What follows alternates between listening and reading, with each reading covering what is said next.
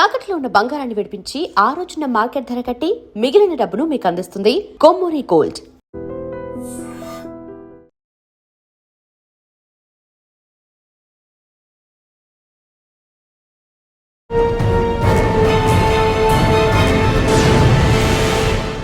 Welcome to crime diaries. ఈ వారం మన guest one of the best investigation officer, పేరు ముత్యంరెడ్డి గారు. 1989 బ్యాచ్ పోలీస్ ఆఫీసర్.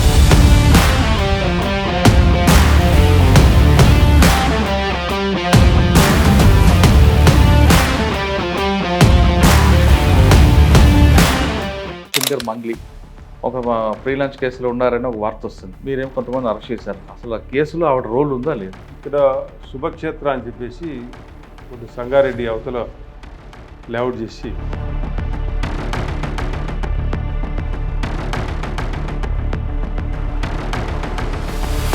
పబ్లిక్ దగ్గర 130 మెంబర్స్ దగ్గర ఒక 12 crores రూపీస్ కలెక్ట్ చేశారు. ఈ మంగ్లీ గురించి ఏం లేదు, దాంట్లో ఇంకా 4 అక్యూడ్. మంగ్లీ ఇన్వాల్వ్మెంట్ ఉందా లేదనేది తెలుస్తుంది. అందులో మధు అనే వ్యక్తి రోల్ ఏంటి? మధునే మేజర్ దీనికి. కస్టడీ తీసుకొని ఫర్దర్ ఇన్వెస్టిగేషన్లో అంటే ఆ మధుకి మంగ్లీకి ఉన్న రిలేషన్ అక్క తమ్ముడేనా? రిలేషన్ క్యాస్ట్ ఒకటే. బాలాజీ నాయక్ ఈ మధు ఉన్నప్పుడు అక్కడ ఏదో నల్గొండలో కొంత అలిగేషన్ ఉంది. ఫ్రీలాన్స్ అనేది మోసమా కాదు? మోసం 100% మోసం. కాకపోతే తక్కువకు వస్తుందని పబ్లిక్ పోతున్నారు, వాళ్ళకు డబ్బులు కావాలి కాబట్టి వాళ్ళు కలెక్ట్ చేస్తున్నారు. రకరకాల పోస్టులు చేస్తున్నప్పుడు మీకు బాగా మెమరబుల్ పొజిషన్ ఏమన్నా? నేను సీగా ప్రమోషన్ అయ్యి ఆమన్గల్ పోలీస్ స్టేషన్ వెళ్ళాను. అది total extremist affected area. Amangal SI ఉండే ఒక యాక్సిడెంట్ అయింది. పోలీస్ స్టేషన్ నుంచి 2 kilometers దూరాన ఒక కాటన్ మిల్ దగ్గర యాక్సిడెంట్ అయితే యాక్సిడెంట్ సీన్కి వెళ్ళినప్పుడు ఈయన డెడ్ బాడీని చూస్తూ ఆయన పంచనామా చేస్తూ ఉన్న పీరియడ్లోనే ఆ గుంపులోకి వెళ్ళి నక్సల్స్ వచ్చేసి ఆయన ఫైర్ చేస్తే ఆన్ ది స్పాట్ చనిపోయింది. సార్, ఏసీపీ కేసులో 2 రకాల బాటిల్ కనిపిస్తుంది. వైట్ వాటర్ ఒకటి, పింక్ కలర్ వాటర్. దీనికండి వైట్ వాటర్ ఏదైతే మనం ట్రాప్కి పోయే ముందు, తర్వాత ఈ వైట్ వాటర్స్లో సమ్ కెమికల్ గుర్తులేదు, అది కలిపి తర్వాత ఈ చేతులు కడిగిస్తే దాంట్లో పింక్ వాటర్ వస్తుంది. వచ్చినప్పుడు ఇది ట్రాప్ అయిందని ఇతను డబ్బులు తీసుకుంటే తెలిసిపోతుంది. డబ్బులు ఎక్కడ పెట్టినా మనం ట్రాక్ చేస్తాం. ఇది కోర్టులో కూడా ఒక ఎవిడెన్స్గా ఉపయోగం. సార్, మీరు చూసిన కొత్త క్రైమ్లో అంటే ఒక ప్యాషన్గా తీసుకోండి, లేదా హెడేక్ ఉన్నది ఏ క్రైమ్? ఒక రకంగా చెప్పాలంటే అక్కడ ఒకటే విక్టిమ్ ఉంటాడు, ఒక్కడో ఇద్దరు. ఇలా 100 మంది విక్టిమ్స్ ఉంటారు. లేకపోతే ఎక్కువ ప్రాఫిట్స్ వస్తున్నాయని చెప్పేసి వాడు ఇచ్చే 5-6% మార్జిన్ ప్రాఫిట్స్ ఇస్తుండని చెప్పేసి ఉన్న పైసలు వాళ్ళ చేతిలో పెట్టడం వల్ల. ఈ డిపార్ట్మెంట్ రావాలనుకున్న వాళ్ళకి మీరు ఇచ్చే మెసేజ్? పోలీస్ డిపార్ట్మెంటు మేము ఉన్నప్పుడు ఉన్నటువంటి పోలీస్ డిపార్ట్మెంట్కి వచ్చి పబ్లిక్ కొంత సర్వ్ చేయడానికి మాత్రం అవకాశం ఉంటుంది. కానీ ఇప్పుడున్న పరిస్థితుల్లో కత్తి మీద సాము అంటుంటారు. చట్టం ప్రకారం మాత్రమే డ్యూటీ చేయాలి. 7 years బిలో పనిష్మెంట్ ఉంటే అరెస్ట్ చేయొద్దు. పోలీసింగ్ కూడా మారాలని చెప్పేసి. Welcome to crime diaries. ఈ వారం మన guest one of the best investigation officer, పేరు ముత్యంరెడ్డి గారు. 1989 బ్యాచ్ పోలీస్ ఆఫీసర్. ముత్యంరెడ్డి గారు 1989 డిపార్ట్మెంట్కి వచ్చినప్పుడు అప్పుడు ఎక్కువగా నక్సల్స్ మూమెంటు, డెకాయిట్స్ ఉండేవి. అవన్నీ చూసుకుంటూ తర్వాత ఆయన ఇన్స్పెక్టర్ అయినప్పుడు వైట్ కాలర్ రెఫరెన్స్ వచ్చింది. తర్వాత ఆయన ఏసీబీలోకి ఎక్కువ కాలం పనిచేశారు. మళ్ళీ present EOW economic offence wing DCP సైబరాబాద్గా పనిచేస్తున్నారు. ఈఓడబ్ల్యూకి వచ్చాక ఒకేసారి సైబర్ క్రైమ్తో పాటు ఎకనామిక్ అఫెన్స్ వింగ్ అంటే ఆర్థిక నేరాలు గారు చాలామంది పెరుగుతున్నారు. ఇటీవల కాలం చూస్తుంటే ఫ్రీ లాంచ్ అంటూ, లేదంటే మల్టీ లెవెల్ మార్కెటింగ్ అంటూ రకరకాల మోసాలు చేస్తున్న వాళ్ళని పట్టుకోవడంలో ఆయన టీం ప్రత్యేకంగా పనిచేస్తుంది. ఇటీవల మంగ్లీ కేసుతో పాటు మంగ్లీ రోల్ ఉందా లేదా అని కూడా తెలుస్తుంది. అసలు డిపార్ట్మెంట్కి వచ్చినప్పుడు ఏ విధంగా ఉండేది క్రైమ్, ప్రజెంట్ క్రైమ్ ఎలా మారుతుంది, ఆ సినారీ ఏంటనే విషయాన్ని సార్ అంటే తెలుస్తుంది. సార్ నమస్తే అండి. 1989లో మీ డిపార్ట్మెంట్కి వచ్చినప్పటికీ ట్రెడిషనల్ క్రైమ్ ఉండేదండి. అంటే ఒక నేరం జరిగిందంటే ఆ నేరగాడు ఎవరు అనేది మీరు సీన్ ఆఫ్ ఎఫెన్స్ చూసి చెప్పే రోజులు అవి. తర్వాత అది వైట్ కాలర్ ఎఫెన్స్గా మారింది, తర్వాత సైబర్ క్రైమ్గా మారింది. సైబర్ క్రైమ్ మీద ఒక పక్కన అవగాహన కల్పిస్తుంటే మరొకసారి వెనక్కి వచ్చేసరికి ఆర్థిక నేరాల సంఖ్య మళ్ళీ పెరుగుతుంది. దాంట్లో మీ ఫోకస్ ఎక్కువ పెరగడం, ఇటీవల జరుగుతున్న ఫ్రీలాన్స్ మీద మోసాలు చేయడం, లేదా మల్టీ లెవెల్ మార్కెటింగ్ అంటూ, ఇన్వెస్ట్మెంట్ ఫ్రాడ్ అంటూ రకరకాలు జరుగుతున్నాయి. వాటిలో ప్రజలు మోసపోకుండా ఉండాలని ఏం చేయాలి? ఒకవేళ మోసపోతే ఏం చేయాలి? ముఖ్యంగా చెప్తానంటే తెలంగాణ రాష్ట్రంలో ఇటీవల ఒక మంగ్లీ కేసు జరుగుతుంది. ఆ కేసులో మంగ్లీ రోల్ ఉందా లేదా అనే ప్రశ్నకి సమాధానం చెప్పే ముందు అసలు ముత్యంరెడ్డి గారు డిపార్ట్మెంట్కి వచ్చినప్పుడు క్రైమ్ ఎలా ఉండేది? తర్వాత మీరు ఎస్ఐగా పనిచేస్తూ రకరకాల పోస్టులు చేస్తున్నప్పుడు మీకు బాగా మెమరబుల్ పొజిషన్ ఏముందండి? అక్కడ ఎలాంటి కేసులు ఉంటాయి? నేను 1989లో సబ్ ఇన్స్పెక్టర్గా పోలీస్ డిపార్ట్మెంట్లో రిక్రూట్ అయినా. అనంతపూర్ ట్రైనింగ్ తర్వాత మాకు ఇక్కడ ఫస్ట్ పోస్టింగ్ షాబాద్ మండల్. షాబాద్ కూడా ఒకప్పటి మన ఎక్స్ మినిస్టర్ ఇప్పుడు మహేందర్ రెడ్డి గారి ఏరియా వస్తుంది. అంతకన్నా ముందు వాళ్ళ బ్రదర్ రాజేందర్ రెడ్డి ఉండేవాడు. రాజేందర్ రెడ్డి మర్డర్ అయినాడు. దాని తర్వాత సీక్వెన్స్గా చాలా మర్డర్స్ అయినాయి దాంట్లో, అదే ఇష్యూలో ఎవరైతే మర్డర్ చేశారో. దాని తర్వాత నేను హయత్ నగర్ పోలీస్ స్టేషన్ వచ్చాను. అక్కడ సార్ షాబాద్లో మీరు వెళ్ళేసరికి బందిపోట్ల సంఖ్య ఎక్కువ ఉండేది, డకాయిట్లు ఎక్కువ జరుగుతుంటాయి. అక్కడ ఆ ప్లేస్లో మీకు కొంచెం ఛాలెంజ్ ఏమొచ్చు? షాబాదులో ఈ బందిపోట్లు లేదు, అది ఓన్లీ రూరల్ పోలీస్ స్టేషన్ అది. నెక్స్ట్ ఇప్పుడు హయత్ నగర్ సెకండ్ పోస్ట్. బందిపోట్ల అసలు అక్కడ డకాయిట్లు జరగలేదంటారు? అక్కడ లేదు, షాబాద్లో. షాబాద్లో లేదు. హయత్ నగర్ టోటల్గా సిటీ అవుట్స్కట్స్, అది డెవలపింగ్ ఏరియా. హయత్ నగర్లో బందిపోట్లు, రాబరీస్ అని, డెకైట్స్, రాబరీస్ చాలా ఉండేది. ఒక రకంగా చెప్పాలంటే ఆల్టర్నేటివ్ డే ఏదో ఒకటి నైట్ అఫెన్స్ అవుతుండేది. అక్కడ నేను 1 year పనిచేసిన. దాని తర్వాత మేడ్చల్ ట్రాన్స్ఫర్ అయినాను. మేడ్చల్ ఇంకా క్రైమ్ ప్రోన్ ఏరియా అది. అక్కడ టోటల్గా అవుట్స్కట్స్ మొత్తం కూడా గ్రేక్ గార్డెన్స్ ఉండేవి. ప్రతి గ్రేక్ గార్డెన్లో ఒక 2-3 ఫ్యామిలీస్, సూపర్వైజర్ కానీ అక్కడ పనిచేసే వర్కర్స్ కానీ ఉండేది. అన్నీ కూడా ఆంధ్ర సెటిలర్స్ వాళ్ళవి ఉంటుండేది. అక్కడ కూడా నైట్లో ఈ డెకాయిటీస్ వచ్చేసి కొన్ని గ్యాంగ్స్, కిస్మత్పూర్గా వడ్డెర గ్యాంగ్ అని చెప్పేసి, అంటే జడ్చల్ల లంబడా గ్యాంగ్స్, ఎరకల్ల గ్యాంగ్స్, స్టూవర్ట్పురం, ఇవన్నీ. వాటితో పాటు తెలగపాములు కూడా వచ్చావు కదా? తెలగపాములో గ్యాంగ్ కూడా ఉండేది. నైట్లో వచ్చేసి వాళ్ళ దగ్గర ఏం దొరకకపోతే కాళ్ళ కడియాలు, వెండి కడియాలు కానీ, కమ్మలు, పుస్తలు, బియ్యం ఈ ఫామ్ హౌస్లలో తీసుకుపోయేది. ఏదైనా రెసిస్ట్ చేస్తే వాళ్ళని కొడుతూ ఉండేది. నైట్ మాకు ఎట్లా ఉండేదంటే, నైట్ 12 తర్వాత కాలింగ్ బెల్ మోగితే ఏదో ఒక నైట్ అఫెన్స్ అయింది అనేది ఉండే. అప్పట్లో ఈ ఇన్ఫ్రాస్ట్రక్చర్ పోలీస్ డిపార్ట్మెంట్కి లేకుండే మేము ఓన్గా మా బైక్స్పై కానిస్టేబుల్ ఎక్కించుకొని నైట్ పెట్రోలింగ్ చేస్తుండేవాళ్ళము మొత్తం పోలీస్ స్టేషన్ లిమిట్స్లో. అది సిఐ హెడ్ క్వార్టరు. అక్కడి నుంచి దానికి మా పీరియడ్లో నేను 1 year 8 months పనిచేసిన అక్కడ. అట్నుంచి జీడిమట్ల పోలీస్. మేడ్చల్లో మీరు ఉన్న టైంలో 1 yearలో మీకు బాగా గుర్తుండిపోయిన సంఘటన, ఎందుకంటే మర్డర్ ఫర్ గెయిన్లు, రేప్ అండ్ మర్డర్లు చాలా జరుగుతుండేది. అంటే మీకు కదిలించే సంఘటన చాలా ఉండేవి అక్కడ.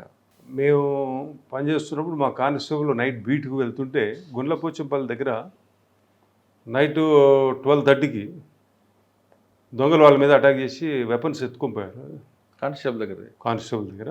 అప్పుడు సాంబశివరావు గారు ఎస్పీ ఉండే. అది 1992లో. తర్వాత వెపన్స్ కూడా దొరకలేదు, డిటెక్ట్ కాలేదు. అది కాకుండా మర్డర్స్ కాలేదు, 70 రాత్రి దొంగలతో మర్డర్ కాలేదు, కానీ ఈరియస్ అఫెన్సెస్ కొన్ని రేపులు కూడా అవుతుండేది. కాకపోతే కొన్ని గ్యాంగ్స్, మేము అప్పట్లో ఈ టెక్నికల్గా మనకు టెక్నాలజీ సపోర్ట్ లేకుండే, కాకపోతే అఫెన్స్ బట్టి వాళ్ళ ఎంబో మోడస్ ఆపరేండి అని ఎవరు గ్యాంగ్లన్నీ ఐడెంటిఫై చేసి, అప్పుడు సిఐడి సపోర్ట్ కూడా బాగుంటుండేది. అక్కడ సపరేట్ డెకైటీ వింగ్ ఒకటి ఉంటుండే, వాళ్ళ సపోర్ట్తో లోకల్ పోలీసు అండ్ సిసిఎస్ కూడా ఉంటుండేది. వాటి సపోర్ట్తో మ్యాక్సిమం అఫెన్సెస్ డిటెక్ట్ అవుతుండేది. కానీ అక్కడ మీ టైంలో అనుకుంటాను ఎక్స్చేంజ్ ఆఫ్ ఫైర్లు కూడా జరిగేవి కదా, దొంగల మీద కూడా పోలీసులు కాల్పులు జరపడం? కాదు, అప్పుడు కాదు, మీ తర్వాత. ఓకే, తర్వాత అంటే మేడ్చల్ తర్వాత జీడిమట్ల టోటల్ కూడా ఇండస్ట్రియల్ ఏరియా. అక్కడ అఫెన్సెస్ ట్రెండ్ ఇక్కడ సపరేట్, ఇండస్ట్రియల్ అఫెన్సెస్ ఉంటుండేది. తర్వాత డెకైటీస్, రాబరీస్ ఉండే, కానీ అంత తక్కువ ఏరియా. మెయిన్ చేసిన దాంట్లో హయాత్ నగర్, మేడ్చల్లోనే విపరీతమైన అఫెన్సెస్ ఉండేది. అటు నుంచి జీడిమట్లో ఒక 3 years పనిచేసినాను.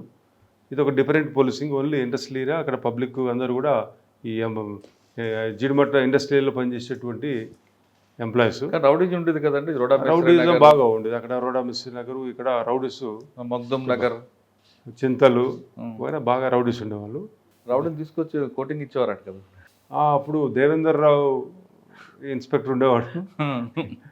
ఇక అక్కడ ఎస్ఐస్ మేము ముగ్గురు ఉండే, అందులో direct recruit SI Prakash Reddy గారు డిఎస్పీ అనుకుంటా కదా. ప్రకాష్ రెడ్డి గారు, డిఎస్పీ బాలనాయ్ గారు. అప్పుడు రౌడీస్ని కంట్రోల్ చేయడంలో కొంతవరకు మేము బాగా పనిచేసాం. దాని తర్వాత అటు సార్ నుంచి అప్పుడులో రౌడీలు పట్టుకుంటే ఎక్కడ రౌడీజం చేస్తాడో అక్కడే కోటింగ్ వేయాలని ఒక తీసుకొచ్చారట ఆచరణ. ఎందుకది? అప్పట్లో రోడ్ల మీదనే కొట్టేది. అప్పట్లో మనకున్న ఈ సోషల్ మీడియా ఇంత యాక్టివ్ లేకుండే, కోర్ట్స్ యాక్టివ్ లేకుండే, హ్యూమన్ రైట్స్ అంతా లేకుండే. ఎక్కడైతే వాడు అఫెండ్ చేస్తాడో అక్కడే పబ్లిక్లో కొడితే పబ్లిక్ వాడి భయం అనేది పబ్లిక్ ఉండదు అనేది ఒకటి, వాడు కూడా తగ్గిపోతాడని చెప్పేసి అహత్ నగర్లో కూడా మేము అదే పని చేసేది. ఎక్కడ కూడా జీడిమట్ల ఈవెన్ నేరన్మెట్ వరకు జరిగింది. అటు తర్వాత తగ్గిపోయింది, అవన్నీ పబ్లిక్లో కొట్టడం తగ్గిపోయింది. స్టేషన్లో కొట్టడం. జీడిమట్ల మాత్రం రౌడీస్ గురించి రోడ్ల మీదనే వాళ్ళని అక్కడే ఎక్కడైతే అఫెన్స్ చేసినో మళ్ళీ తీసుకుపోయి ఆడే కొడితే పబ్లిక్ ఒక కాన్ఫిడెన్స్ పోలీస్ పనిచేస్తుంది అనేది. తర్వాత వాడు కూడా డౌన్ అయిపోతాడు, మళ్ళీ నెక్స్ట్ పబ్లిక్కి ముందు వీడు జీరో అయిపోతాడు అనే ఉద్దేశంతో. కానీ మీ చేతులు తల్లిని తినే వాళ్ళు చాలా మంది జీడిమెట్ల కౌన్సిలర్లుగా అయ్యారు కదా. చిన్న లీడర్లు అయినా కానీ అప్పట్లో ఉన్నటువంటి ఎమ్మెల్యే శ్రీశైలం గౌడ్, అంటే రౌడీ కాకపోయే కాదు, కొంచెం చిన్నపాటి లీడర్ ఉండి పబ్లిక్ నుంచి వస్తూ ఉండేవాడు. తర్వాత ఎమ్మెల్యే అయ్యిండు. తర్వాత మన వివేకానంద్ వాళ్ళ బ్రదర్ ఉండే ప్రతాప్ గౌడ్, ఆయన కూడా కష్టపడ్డాడు కానీ కాలేకపోయాడు ఎమ్మెల్యే. వాళ్ళ ఫాదర్ ఉండే బ్రదర్ ప్రతాప్, అంటే వివేక్ వాళ్ళ ఫాదర్ పాండు, ఆయన మున్సిపల్ చైర్మన్ ఉండేవాడు.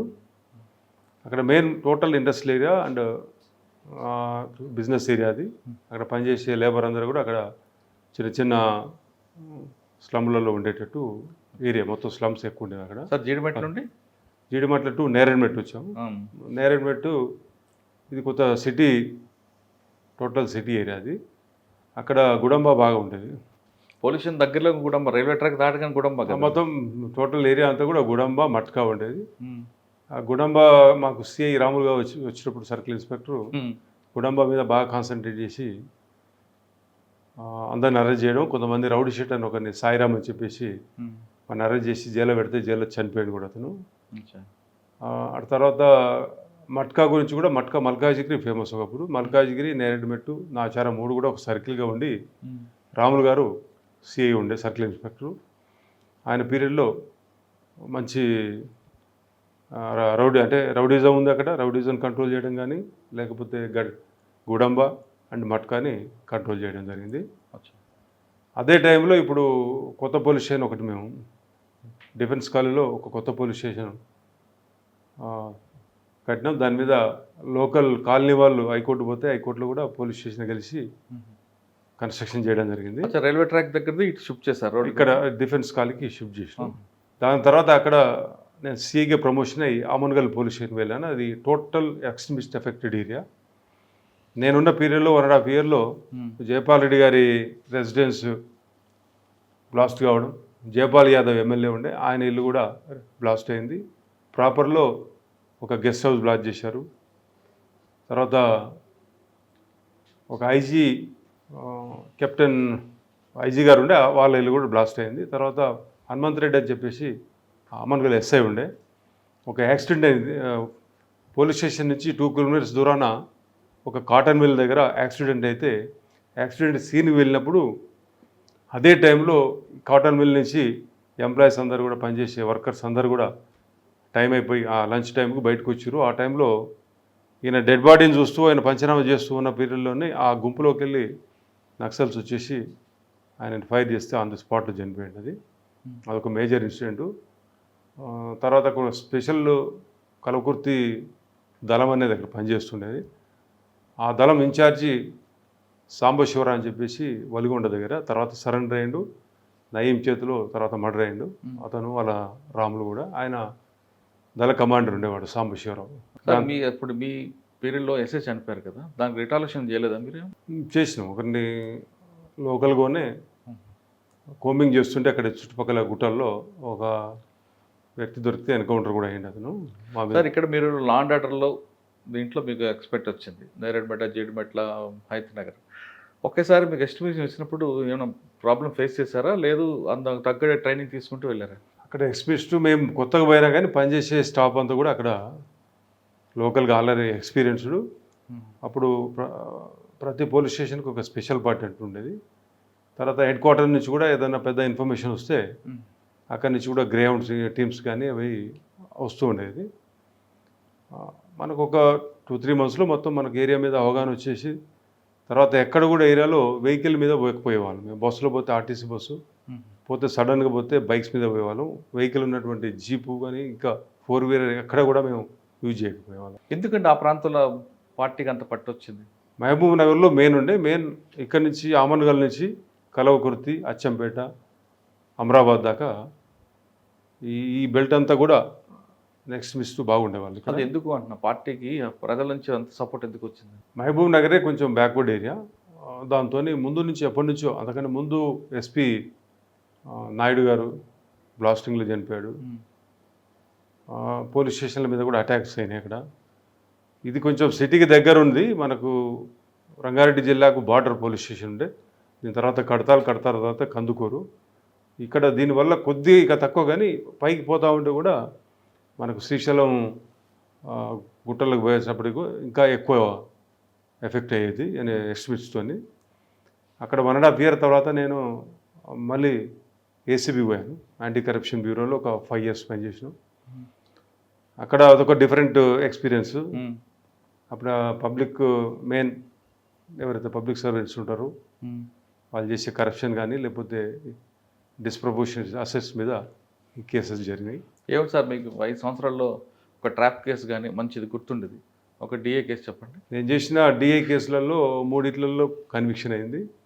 ట్రాప్ కేసులు కూడా ఒక 3 కన్విక్షన్స్. డిఏ కేసులో కన్విక్షన్ ఎలా వచ్చిందండి? సాధారణంగా కన్విక్షన్ రావు కదా అది.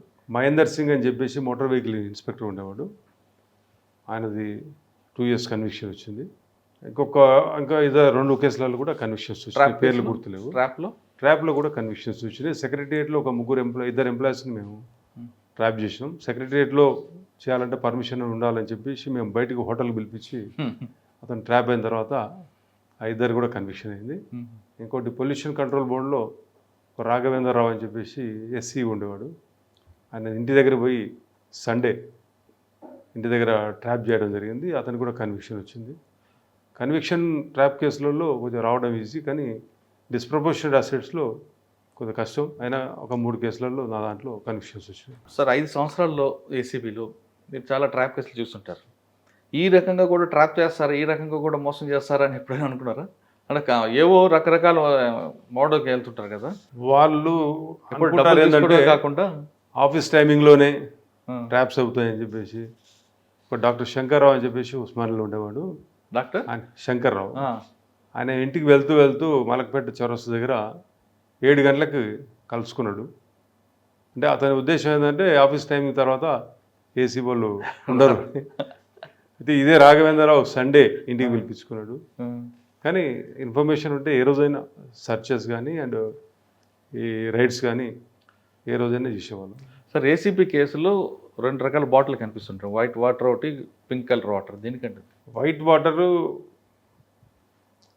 ఏదైతే మనం ట్రాప్కి పోయే ముందు అమౌంట్ అతనికి ఇచ్చే, అంటే అక్యూజ్డ్ ఆఫీసర్కి ఏదైతే ఇవ్వాలో అమౌంట్ మొత్తం ఫినాప్థలిన్ పౌడర్ అని చెప్పేసి దానికి నోట్స్కు పెడతాం. కనిపించదు అది పాకెట్లో పెట్టించి పోయి అతని చేతిలో పెట్టినప్పుడు ఆ పౌడర్ చేతికి అంటుకుంటే తర్వాత ఈ వైట్ వాటర్స్లో సమ్ కెమికల్ గుర్తులేదు, అది కలిపి తర్వాత ఈ చేతులు కడిగిస్తే దాంట్లో పింక్ వాటర్ వస్తుంది. వచ్చినప్పుడు ఇది ట్రాప్ అయిందని ఇతను డబ్బులు తీసుకున్నది తెలిసిపోతుంది. డబ్బులు ఎక్కడ పెట్టినా మనం ట్యాగ్ చేస్తాం. ఇది కోర్టులో కూడా ఒక ఎవిడెన్స్గా ఉపయోగపడుతుంది. ఓకే, పింక్ వాటర్ వస్తుంది. వైట్ వాటర్ ఎందుకు ఉంటుంది అక్కడ? మామూలు వాటర్లో ఒక వేరే కెమికల్ కట్టి పెడతాం, వైటే ఉంటుంది దాని కలరు. ఈ చేతులు ఎప్పుడైతే కడిగి ఈ ఫినాప్థలిన్ పౌడర్ ఎప్పుడైతే కడుగుతామో అప్పుడు పింక్ కలర్ వాటర్కి వచ్చేస్తుంది. అది ఎవిడెన్స్ కోసం? ఎవిడెన్స్ గురించి. అంటే ఎవిడెన్స్ అంత స్ట్రాంగ్ ఉంటుందా? ఎస్, ఇది కోర్టులో కూడా అడ్మిసిబుల్ ఇది. Okay sir. ఏసీబీ తర్వాత నేను రిపాట్రియేట్ అయిన తర్వాత ఉప్పల్ పోలీస్ స్టేషన్కి వెళ్ళాను. ఉప్పల్లో ఒక 11 months పనిచేసాం. ఇదంతా కూడా సిటీ పోలీసింగ్. అది కూడా అక్కడ కూడా ఇండస్ట్రియల్ ఉండే ఛాలెంజ్ అండి. ఉప్పల్లో ఒక మర్డర్ అయింది, జగదీశ్వర్ రెడ్డి అని చెప్పేసి. అది శ్రీధర్ రెడ్డి అని చెప్పి వైఎస్ఆర్ పార్టీ ఉండేవాడు. అప్పుడు కొంచెం ఇష్యూ అయ్యి అది రామంతపూర్ దగ్గర, రామంతపూర్ బార్ దగ్గర ఇంపార్టెంట్ మటర్ ఒకటి అయింది. దాని తర్వాత నేను ఉప్పల్లో కూడా రౌడీజం ఉంది కదండి బాగా అప్పట్లో.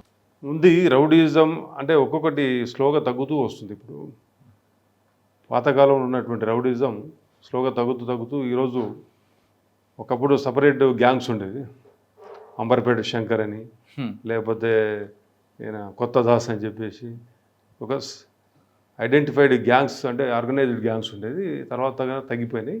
కాకపోతే ఉప్పల్లో కూడా ఎక్కడైతే అర్బన్ ఏరియాలలో కొంత రౌడీజం అనేది ఎప్పుడు ఉంటుంది. ఉప్పల్లో కూడా కొద్దిగా ఉండే, కానీ అది పెద్దగా మనం చెప్పుకోదగ్గంత ఆర్గనైజ్డ్. సార్ ఉప్పల్లో మీరు పనిచేసిన టైంలో రౌడీలకి తీసుకొచ్చి పైకి తీసుకెళ్ళి మాట్లాడేవారట, ఎందుకు పోలీస్ స్టేషన్ పైన? నా పీరియడ్లో అట్లా ఏం లేకుండా నేను 11 months పనిచేసినాను. అటు నుంచి పాడిషేర్కి వెళ్ళాను. పాడిషేర్కి కొద్దిగా అది టోటల్లీ కమ్యూనల్లీ సెన్సిటివ్ ఏరియా. అక్కడ ముస్లిం పాపులేషన్ ఎక్కువ ఉంటుంది, హిందూస్ కూడా ఉంటారు. హిందూస్ అంతా కూడా కొంచెం అక్కడ కొన్ని విలేజెస్ ఉంటాయి, జల్పల్లి, పహాడీ షరీఫ్, బాలాపూర్ ఒకప్పుడు బాగా కమ్యూనల్గా చాలా సెన్సిటివ్ ఏరియా. అక్కడి నుంచే బాలాపూర్ నుంచే బాలాపూర్ గణేష్ అని చెప్పేసి ఫేమస్. ఇది వినాయక చవితి సందర్భంగా అక్కడ స్టార్ట్ అయిన తర్వాతనే, స్టార్ట్ అయ్యి సిటీకి వచ్చి ఎంటర్ అయ్యి సిటీ వచ్చిన తర్వాతనే ఇక్కడ తీయాలని చెప్పేసి ఒక సెంటిమెంట్ ఉండేది. అక్కడ ఇష్యూ ఏదైనా అయితే మొత్తం సిటీలో అవుతుందని చెప్పేసి పెద్ద ఎత్తున బందోబస్తు ఉండి, మార్నింగ్ అందరినీ ఊరోళ్ళని పోలీసే 2 గంటల నుంచి లేపి వాళ్ళని పూజ అయిన తర్వాత విలేజ్లో మొత్తం వాళ్ళు తిరిగిన తర్వాత వాళ్ళు అక్కడి నుంచి స్టార్ట్ అయ్యి సిటీకి ఎంత తొందరగా ఎంటర్ చేపిస్తే అంత తొందరగా మనకు గణేష్ నిమజ్జనం అవుతుందని చెప్పేసి ముందు నుంచి దాని మీద బాగా కాన్సన్ట్రేట్ చేసేవారు. పాడిషేర్లో మీరున్న టైంలో నయీం కూడా వచ్చి ఒక ఫంక్షన్ హాల్ వస్తే అది కాదు, తర్వాత ఇష్యూ, అది తర్వాత జరిగిందా? చాలా తర్వాత అయింది. తుక్కు కూడా అవతల ఒక ఫంక్షన్ హాల్ ఉండే వచ్చిండి అనేది ఉంది, కానీ చాలా తర్వాత అది. మీ టైంలో కాదు? మా టైంలో కాదు. ఓకే. పాడిషేర్ తర్వాత కుషాయి కూడా వచ్చాను. కుషాయిగూడలో 3 months పనిచేసిన. అది కూడా ఇండస్ట్రియల్ ఏరియా, ఈసీఎల్ అక్కడ ఫేమస్. అది 3 months పనిచేసిన తర్వాత ప్రమోషన్ వచ్చింది డిఎస్పీగా. ఫస్ట్ ప్రమోషన్ నాకు 8th Battalion ఏపీఎస్పీలో పోస్టింగ్ ఇచ్చారు, అసిస్టెంట్ కమాండెంట్గా. అక్కడ ఒక 13 months పనిచేసినాను. అది ఒక డిఫరెంట్. అక్కడ ఏముంటుంది వర్క్ మీకు? అక్కడ దగ్గర ఒక 1000-1200 members ఉంటారు ఫ్యామిలీస్తో, బెటాలియన్. ఇవన్నీ కూడా విఐపి సెక్యూరిటీస్ కానీ, విఐపి గార్డ్స్ కానీ ఇవి పనిచేస్తుంటాయి. వీటిని మేము గార్డ్స్ చెక్ చేయడం. నాకు ఒక 2 కంపెనీలు, అసిస్టెంట్ కమాండెంట్కు ఒక 2 కంపెనీలు ఇన్ఛార్జ్ ఉంటుంది. 2 అంటే 200 members స్టాఫ్ ఉంటుంది. వీళ్ళతో బందోబస్తులు వాటిని మానిటర్ చేయడం. బందోబస్తులు ఇంపార్టెంట్ ఉంటే అసెంబ్లీ కానీ, అప్పట్లో తెలంగాణ మూమెంట్ కూడా కొంతుండే స్టార్ట్ అవుతుండే, దాంట్లో కూడా మేము బందోబస్తులు చేసినాం. అక్కడి నుంచి రాజేంద్ర నగర్ ఏసీబీగా వెళ్ళాను. అక్కడ ఒక 3 years పనిచేసినాం. నాకంటే ముందు సర్వేశ్వర రెడ్డి గారు పనిచేసేవారు, ఆయన తర్వాత నేను వెళ్ళాను. అక్కడ 3 years, అదొక డిఫరెంట్ ఎక్స్పీరియన్స్. అక్కడ కూడా అక్కడే ఉందండి మీ మార్క్. అక్కడ మాకు 4 పోలీస్ స్టేషన్లు ఉండేది అప్పట్లో. రాజేంద్ర నగర్, మైలావద్దపల్లి, నార్సింగి అండ్ మొయినాబాద్. నార్సింగి అప్పట్లో కొంచెం డెవలపింగ్ ఏరియా, ఇంత డెవలప్మెంట్ లేదు కానీ అప్పుడే డెవలప్ అవుతుంది. Rajendra Nagar communally sensitive area. Attapur విలేజ్లో, అత్తాపూర్ అంటే కిస్మత్పూర్లో సర్దార్జీలకు సంబంధించిన ఒక జెండా కాలిపోయింది. కాలిపోయాక ఈ సర్దార్జీస్ అందరూ కూడా తలవార్లు పట్టుకొని ముస్లిం ఇళ్ళ మీద పోయి వాళ్ళే చేసినారని చెప్పేసి బాగా దౌర్జన్యం చేస్తూ, తర్వాత ఆడ కమ్యూనల్ స్టార్ట్ అయిపోయి ఫైరింగ్ చేస్తే 3 చనిపోయారు. ఆ టైంలో ఇక్కడ సివి ఆనంద్ సార్ సిపి గారు ఉండే, యోగానంద్ గారు జాయింట్ సిపి. ఫస్ట్ యోగానంద్ గారు సీన్కి వచ్చి ఫైర్ ఆర్డర్ ఇస్తే ఒక 3 persons చనిపోయారు. అది మేజర్ ఇన్సిడెంట్ అక్కడ. కాకపోతే దాని తర్వాత ఎక్కడ సిటీ కూడా ఎక్కడ కూడా స్ప్రెడ్ కాకుండా కంట్రోల్ చేయడం జరిగింది అక్కడికి. సార్ మీరు పనిచేసిన టైంలో రాజేంద్ర నగర్లో ఒక ఇన్స్పెక్టర్ ఒక అమ్మాయితో దొరికిపోతారు పోలీస్ క్వార్టర్స్లో. అవును, మా పోలీస్ క్వార్టర్స్ ఉన్నాయి అక్కడ కొన్ని. దాని పక్కనే నాగేశ్వరం అని చెప్పేసి అక్కడ ఏదో అలిగేషన్ వచ్చింది, తర్వాత సస్పెండ్ అయ్యిండు అతని మీద. అంటే పోలీస్ క్వార్టర్స్లో అసాంఘిక కార్యక్రమాలు అన్నది ఎంత మరి దారుణం ఒక అలిగేషన్ అయితే ఉండే, పక్కనే క్వార్టర్స్లో ఉండేవాడు ఆయన. తర్వాత దాని మీద సస్పెండ్ అయ్యిండు. తర్వాత సార్ రాజేంద్ర తర్వాత రాజనగర్ తర్వాత నేను నార్త్ జోన్ ట్రాఫిక్ వెళ్ళాను. ట్రాఫిక్లో ఒక 3 years పని చేసినాం. సార్ ట్రాఫిక్ లేకుంటుంది నార్త్ జోన్లో, అంటే మిగతా ఏరియాలో వెస్ట్ జోన్ అట్లా కొంచెం సెన్స్ తక్కువ ఉంటారు. నార్త్ జోన్లో ట్రాఫిక్ పబ్లిక్ సెన్స్ ఉందంటారా? ట్రాఫిక్ సెన్స్ అనేది నేను పని చేసినప్పుడు 94 to 97 చేసినాను. అప్పుడు లేదు, ఇప్పుడు కూడా లేదు. ఇంకా పబ్లిక్ ఇంకా ట్రాఫిక్ సెన్స్ రావాల్సిన అవసరం ఎంత ఉంది. నార్త్ జోన్లో హెవీ ట్రాఫిక్ ఉంటుంది కదా అసలు. హెవీ ట్రాఫిక్ ఇప్పుడు ఈ ఫ్లైఓవర్స్ ఇప్పుడు మనకి సెంటాన్స్ నుంచి స్టార్ట్ చేస్తే బేగంపేట, పంజగుట్ట వరకు కూడా హెవీ ట్రాఫిక్ ఉంటుంది.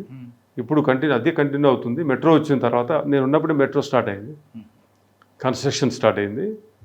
ఇప్పుడు మెట్రో వచ్చిన తర్వాత కూడా మనకు పెరిగిన పాపులేషన్ బట్టి వెహికల్స్ ఎక్కువ కావడం, ఇవన్నీ కూడా ట్రాఫిక్ అదే మూమెంట్లో. సార్ ప్యారడైజ్ నుండి ట్యాంక్ బండ్ వరకు అది బాగా ట్రాఫిక్ ఉన్న అక్కడ పనిచేయడమే కష్టం అని అంటుంటారు మీ ఆఫీసర్లు.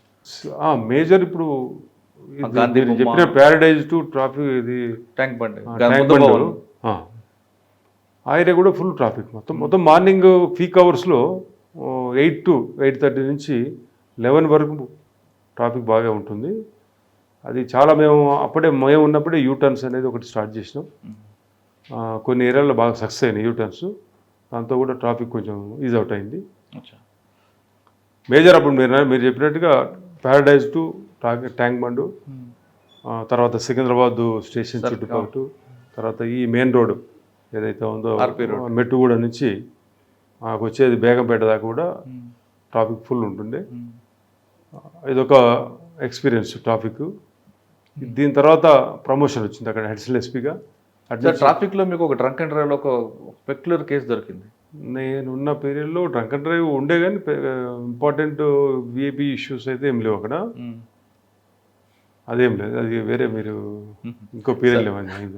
ఓకే, మీ పీరియడే కానండి. సరే, ట్రాఫిక్ తర్వాత నేను ప్రమోషన్ వచ్చింది అడిషనల్ ఎస్పీగా. అటు నుంచి vigilance and enforcement, Rangareddy, Hyderabad rural ఉంటాము. ఇక్కడ 1 year 8 months పనిచేసినాను.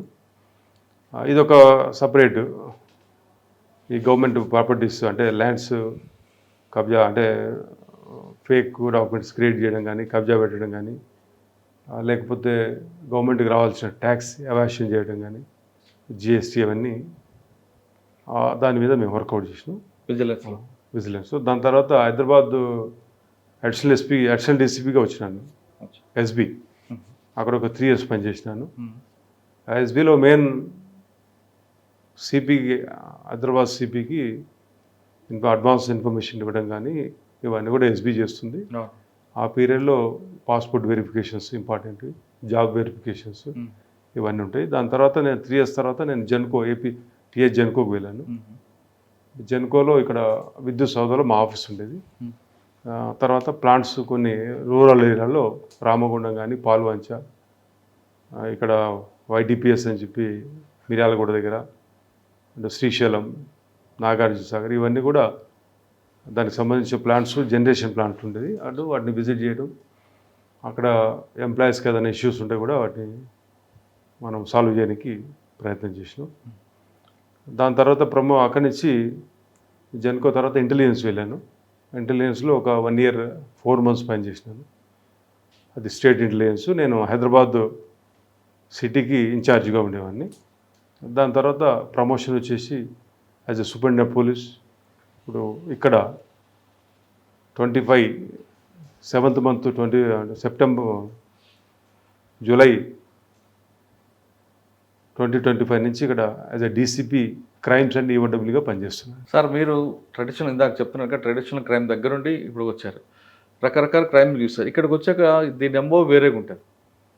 దీనికి ఎక్కువగా ఒక కేసులో చేయాలంటే డాక్యుమెంటేషన్ ఎక్కువ చూడాలి. ఈ హెడేక్ అన్ని భరిస్తున్నారా, లేదా మనకు వాటికన్నా ఇదే పెద్దది ఉంది అనుకుంటున్నారా, లేదా మనం చూసిన క్రైమ్ ముందు ఈ పెద్దది నథింగ్ అనుకుంటున్నారు? క్రైమ్ అక్కడ వైలెంట్గా ఉండేది కానీ ప్రాపర్టీ పెద్దగా పోకపోయేది. ఫస్ట్ మేము చూసిన పీరియడ్లో డెకాయిటీసు, రాబరీసు విపరీతంగా ఉండేది. అవి ఈరోజు మళ్ళీ నేను క్రైమ్ చూస్తున్నాను, అలాంటి అఫెన్స్లు చాలా రేరు.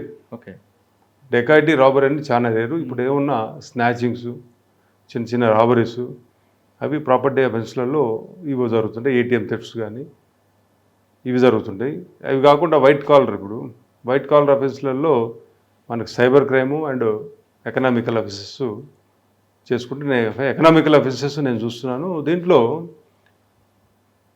ఈ వైలెన్స్ ఇవన్నీ ఉండదు, కానీ పబ్లిక్ని ఆశ చూపించేసి వాళ్ళతో ఇన్వెస్ట్మెంట్ తీసుకొని ఇన్వెస్ట్ చేసి వాళ్ళని చీట్ చేయడం అంటే జరుగుతుంది. నమ్మించి మోసం చేయడం. సార్ ఇప్పుడు ఈఓడబ్ల్యూలో ఎన్ని రకాల ఎంఓ ఉంటాయి? ఇందులో ఇన్వెస్ట్మెంట్ ఫ్రాడ్ ఒకటి ఉంటుంది. ఇన్వెస్ట్మెంట్ ఫ్రాడ్ కింద మనం షేర్ మార్కెట్లో ఇన్వెస్ట్ చేసి మీకు 5 to 6% పర్ మంత్ ఇంట్రెస్ట్ ఇస్తామని చెప్పేసి స్టార్ట్ చేసిన కేసులు ఉన్నాయి. మా దగ్గర ఏవి ఇన్వెస్ట్మెంట్స్ అని, తర్వాత ఐఐటి ఇన్వెస్ట్మెంట్స్ అని పెట్టి ఇద్దరు బ్రదర్స్ పెట్టి పబ్లిక్ దగ్గర 800 crores వరకు కలెక్ట్ చేసినారు.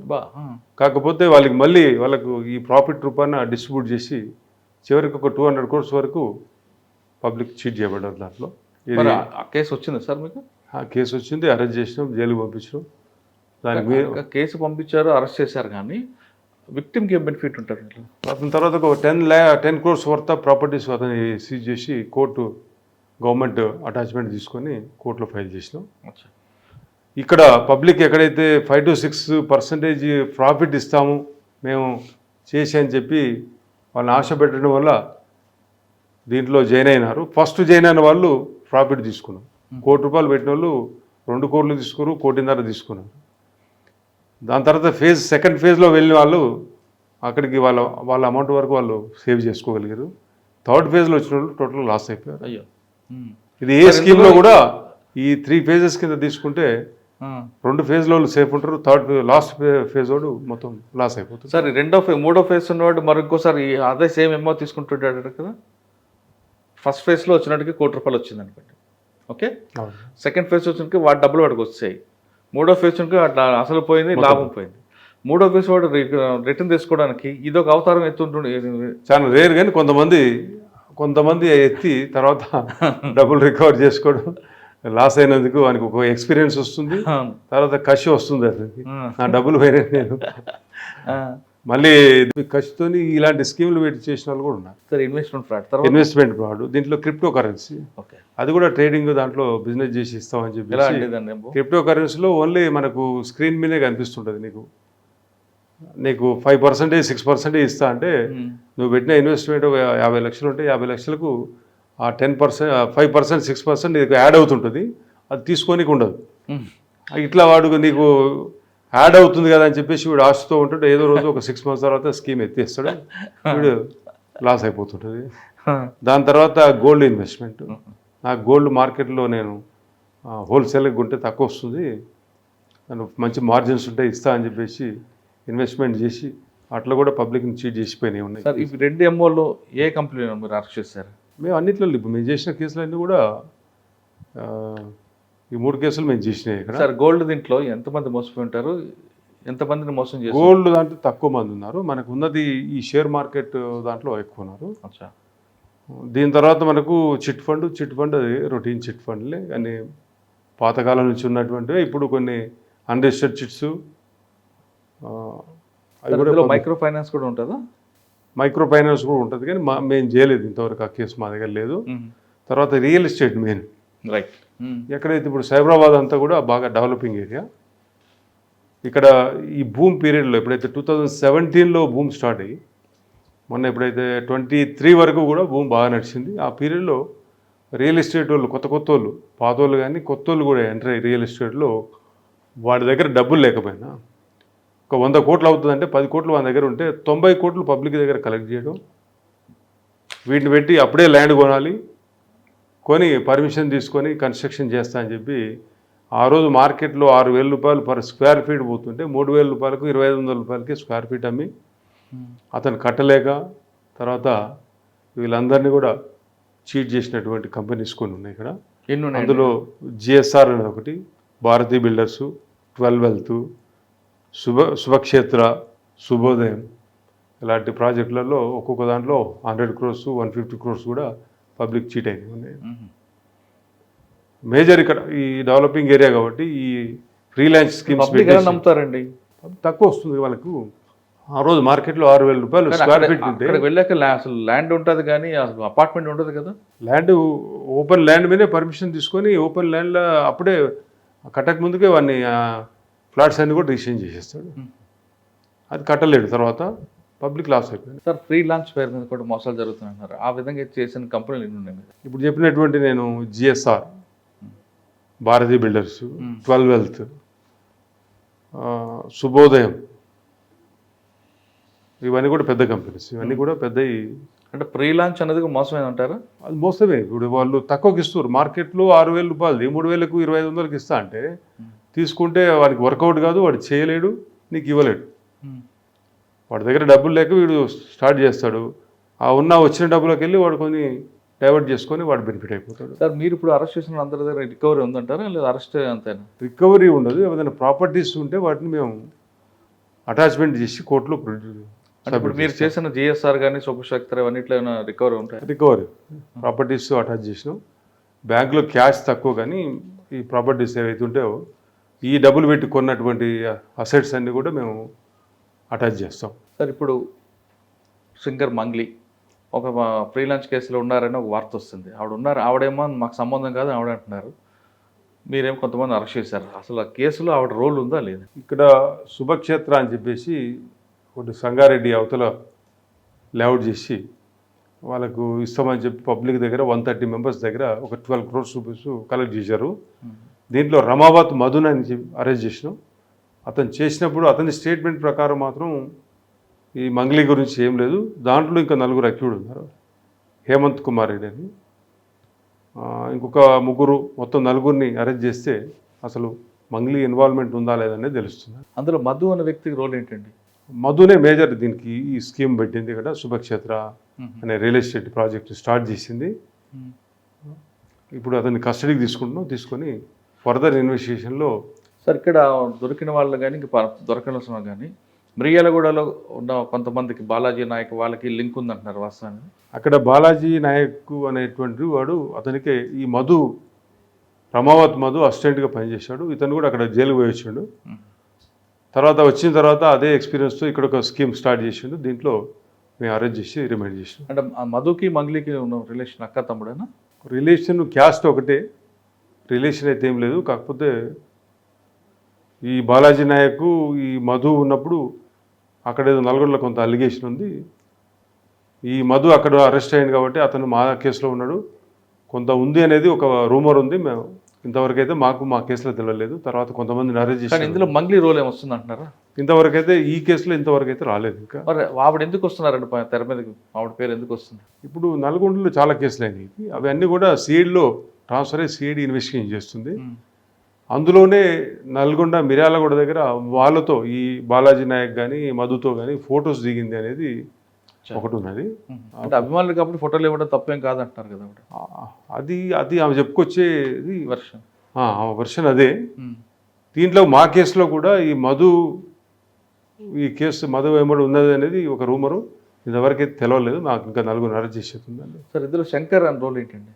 శంకర్ దీంట్లో మా దాంట్లో లేదు. శంకర్ అంటే ఎవరు? హేమాకాంత్. మెయిన్ ఇంపార్టెంట్ ఎవరు? హేమాకాంత్. రమాకాంత్. హేమాకాంత్. ఓకే. ఆయన అరెస్ట్ చేస్తే వేరే దీంట్లో ఆమె రోల్ ఏందనేది కూడా తెలుస్తుంది మాకు. సార్ ఇటువంటి విషయాలు పక్కన పెడితే కొంతమంది కేసులు వచ్చిన తర్వాత మీరు అరెస్ట్ చేస్తున్నారు, రిమాండ్ చేస్తున్నారు. కొన్ని ఇంకా ఫ్రీలాన్సర్ అని ప్రకటనలు ఇవ్వడం, కొంటే కారు ఇస్తామనో లేదా నా 13వ ఫ్లోర్ ఇస్తామని చెప్తుంటారు. ఇవి మీరే ముందే ఐడెంటిఫై చేసి ఇటువంటి ఫ్రీలాన్సర్ మోసపోతున్న ప్రకటనలు ఇవ్వడం కానీ, లేదా పలానా కంపెనీతో కొంటే మోసపోతారు చెప్పడం కానీ సుమోటో కేసులుగా చేయడానికి ఏమైనా లేదంటారా? పబ్లిక్ను అలర్ట్ చేయడం ఒకటి ఉంది. కానీ పబ్లిక్ చూస్తూ, పేపర్లు చదువుతూ, మీడియాలో చూస్తూ కూడా మళ్ళీ ఈ అత్యాశకు పోయి అది ఏదైతే స్కీమ్ వర్కౌట్ కాదు అని తెలిసి కూడా దీంట్లో పోయి ఇది స్కీమ్లో పెట్టి ఇన్వెస్ట్ చేస్తున్నారు, లాస్ అయిపోతున్నారు. మేము ప్రతిసారి కూడా అందరికీ అలర్ట్ చేస్తున్నాం. కాకపోతే ఈ రియల్ ఎస్టేట్ స్కీమ్స్ అనేది ఇప్పుడు తగ్గిపోయింది. రియల్ ఎస్టేట్ భూమి తగ్గింది కాబట్టి. అది కాకుండా ఇన్వెస్ట్మెంట్ ఫ్రాడ్స్ మాత్రం జరుగుతున్నాయి దీంట్లో. ఇంకా సార్ ఈ ఫ్రీలాన్స్ కాకుండా కొంతమంది అపార్ట్మెంట్లు కడతామని డబ్బులు తీసుకొని అపార్ట్మెంట్ టైంకి ఇవ్వకుండా ఈ ల్యాండ్ ఇక్కడ కాక ఇంకో దగ్గర ఉందనో ఏదో రకంగా మతలో పెట్టి వాళ్ళకి ఇబ్బంది పెడుతుంటారు. అటువంటి కేసులు కూడా మీరు తీసుకుంటారా? మరి ప్రతిదీ పబ్లిక్ ఎక్కడైతే చీట్ చేయబడుతున్నారో ప్రతి కేసు కూడా మేము సార్ ఈఓడబ్ల్యూకి రావాలంటే ఎంత మోసం జరిగితే మీకు అప్లికేబుల్ అవుతుంది? ఈఓడబ్ల్యూలో 3 crores అబోవ్ ఉంటే కనుక మేము టేకప్ చేస్తున్నాం. అంతకంటే తక్కువ ఉంటే లోకల్ పోలీస్ స్టేషన్లో కంప్లైంట్ చేసుకోవచ్చు. అది local police station civil matter అంటున్నారు కదా. అదేం లేదు, క్లియర్ కేసు, చీటింగ్ కేసు ఉంటే మాత్రం చీట్ జరిగి ఉంటే కేసు కడతారు. తర్వాత వాళ్ళకి ఇన్వెస్టిగేషన్లో మళ్ళీ 3 crores అబోవ్ కనుక మనకు వాళ్ళకి తేలింది అనుకుంటే మళ్ళీ మాకు ట్రాన్స్ఫర్ చేస్తారు. మేము ఇన్వెస్టిగేషన్ చేస్తున్నాం. అంటే 3 కోట్ల పైన మోసపోతే డైరెక్ట్గా మీకు అప్రోచ్ మాకు వచ్చి కంప్లైంట్ చేయొచ్చు. ఇచ్చిన తర్వాత ఎన్ని రోజులు పట్టొచ్చు అండి వాళ్ళకి న్యాయం చేయడానికి? ఏం లేదు, మాకు కొంచెం సివిల్ ఇష్యూ లాగా ఏదైనా ఉంటే మేము ప్రిలిమినరీ ఎంక్వైరీ ఒకటి చేపిస్తాం. చేపించి అది చీటింగ్ ఉంది, క్లియర్ చీటింగ్ ఉంది కేసు కట్టేసి ఇన్వెస్టిగేషన్ చేస్తాం. సార్ ఫైనల్గా చెప్పండి, ఫ్రీలాన్స్ అనేది మోసమా కాదా? మోసం ఇది 100% మోసం. ఫ్రీలాన్స్ అఫీషియల్గా ఇది చేయకూడదని రేరా రూల్ కూడా ఉంది. ఇది కాకపోతే తక్కువకు వస్తుందని పబ్లిక్ పోతున్నారు, వాళ్ళకు డబ్బులు కావాలి కాబట్టి వాళ్ళు కలెక్ట్ చేస్తున్నారు. సార్ మీరు చూసిన కొత్త క్రైమ్లో మీకు బాగా అంటే ఒక ప్యాషన్గా తీసుకోండి లేదా హెడేక్ ఉన్నది ఏ క్రైమ్ అనిపిస్తుంది? మాకు ఇప్పుడు ఇన్వెస్ట్మెంట్ ఫ్రాడ్లో షేర్ మార్కెట్లో ఇన్వెస్ట్ చేస్తామంటే చెప్పి దగ్గర దగ్గర 800 crores వరకు పబ్లిక్ నుంచి కలెక్ట్ చేయబడ్డది. తర్వాత పబ్లిక్ కొంత షేర్ చేశారు, అది ప్రాఫిట్ రూపాన. దాంట్లో ఒక 150 to 200 crores పబ్లిక్ లాస్ అయింది. దీంట్లో మాకు వచ్చిన విక్టిమ్స్ 400 members మా దగ్గరికి వచ్చారు. టోటల్గా స్టేట్ 2 స్టేట్లో కలిపి కూడా ఒక 3000 members ఉన్నారనేది తెలుస్తుంది. అది కాదండి, మీకు వ్యక్తిగతంగా మీరు చూసిన అన్ని కేసుల్లో మీరు ఇందాక హీనిస్ మర్డర్ చూశారు, అక్కడ అంటే ఒక ప్యాషన్ ఉంటుంది. కేసులో కన్విక్షన్ రావాలని ఛార్జ్ షీట్ కరెక్ట్ వేయడం, ప్రాపర్ ఇన్వెస్టిగేషన్ చేస్తుంటారు. ఆ సబ్జెక్ట్ ఇష్టమా, లేదు ట్రాఫిక్లో ఇష్టమా, లేదు ఇప్పుడున్న కేసుల్లో చాలామంది కోట్లాది రూపాయలు మోసపోతున్నారు కాబట్టి వీళ్ళకి న్యాయం చేయాలనేది ఇష్టం? ఒక రకంగా చెప్పాలంటే అక్కడ ఒకటే విక్టిమ్ ఉంటాడు, ఒక్కడు ఇద్దరు. ఇక్కడ 100 మంది విక్టిమ్స్ ఉంటారు. ఈ 100 మందికి విక్టిమ్స్కు హెల్ప్ చేయడం, అందులో పెద్దగా రిచ్ పీపుల్ ఏమో వెళ్ళకపోరు. అంతా చిన్న చిన్న ఎంప్లాయీస్ నేను చూస్తున్నాం, బిహెచ్ఎల్ రిటైర్డ్ ఎంప్లాయీస్ కానీ లేకపోతే చిన్న చిన్న ఎంప్లాయీస్ కూడా వాళ్ళకి వచ్చిన సేవింగ్ అమౌంట్ని తక్కువకు వస్తుందనే ఆశతోని ఫ్రీలాన్స్ స్కీమ్లలో ఇన్వెస్ట్ చేయడం, రియల్ ఎస్టేట్ స్కీమ్లలో, లేకపోతే ఎక్కువ ప్రాఫిట్స్ వస్తున్నాయని చెప్పేసి వాడు ఇచ్చే 5-6% మార్జిన్ ప్రాఫిట్స్ ఇస్తుండని చెప్పేసి ఉన్న పైసలు వాళ్ళ చేతిలో పెట్టడం వల్ల చాలామంది పోతున్నారు. వాళ్ళు మాకు వచ్చి కలిసినప్పుడు వాళ్ళు నిజంగా కూడా వాళ్ళకు చాలా, నా అమ్మాయి పెళ్ళికి మేము చేసుకున్నాం సార్, ఈ ప్రాపర్టీ కొనుక్కుంటే వాళ్ళకి ఇవ్వచ్చు అనుకున్నాం, మొత్తం వాడు చేతులు ఎత్తేసిండు అని చెప్పేసి అన్నప్పుడు చాలా ఇబ్బందిగా అనిపిస్తుంది. దానికి ఎట్లా న్యాయం చేయాలని వాడు ఎక్కడెక్కడ ప్రాపర్టీస్ అక్వైర్ చేసిండు వాళ్ళ బంధువుల పేరు మీద కానీ ఎక్కడనేది బాగా సర్చ్ చేసి వాటిని అటాచ్ చేసి మళ్ళీ గవర్నమెంట్ కోర్టు పెడుతున్నాం. తర్వాత కోర్టు అది యాక్షన్ పెట్టేసి విక్టిమ్స్ ఎవరుండో వాళ్ళకు డిస్ట్రిబ్యూట్ చేస్తుంది. సార్ ఇప్పుడు వీళ్ళు నిజంగా మోసం చేస్తున్నారా, లేదు వీళ్ళు ఎక్కడైనా సినిమాల్లోనో ఎక్కడో పెట్టుబడి పెట్టి వస్తే రాకపోవడం వల్ల మోసం చేస్తున్నారా? అది ఇంతవరకు అయితే మా దగ్గర అయిన కేసులలో చీట్ చేయబడి వచ్చి స్టార్ట్ ఏం చేయలేదు, వీళ్ళంతా ప్రీ ప్లాన్గానే చేసినాయి. సార్ ఫైనల్గా చెప్పండి, మరొకసారి ఈ డిపార్ట్మెంట్ రావాలనుకున్న వాళ్ళకి మీరు ఇచ్చే మెసేజ్ ఏంటి? పోలీస్ డిపార్ట్మెంటు మేము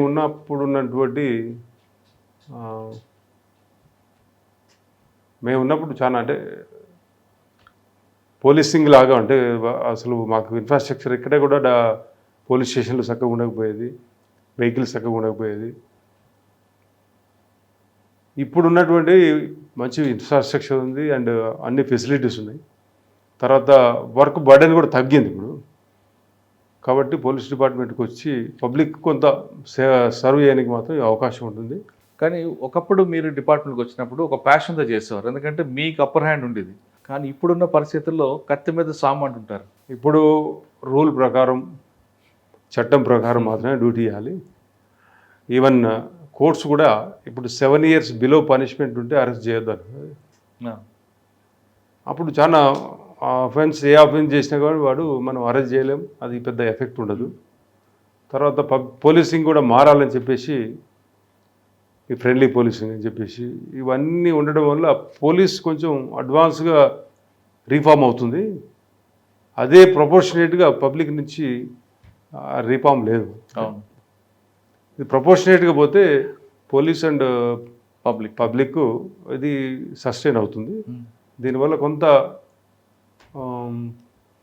రూల్ అబైడింగ్ సిటిజన్స్కు కొంచెం ఇబ్బంది అవుతుంది. అది ప్రతి ఒక్కరు కూడా కొంచెం పోలీస్ అంటేనే కొంచెం రఫ్గా ఉండాలనేది. కానీ మీ దగ్గర వచ్చే పబ్లిక్ ఇన్స్టెంట్ జస్టిస్ కోరుకుంటారు.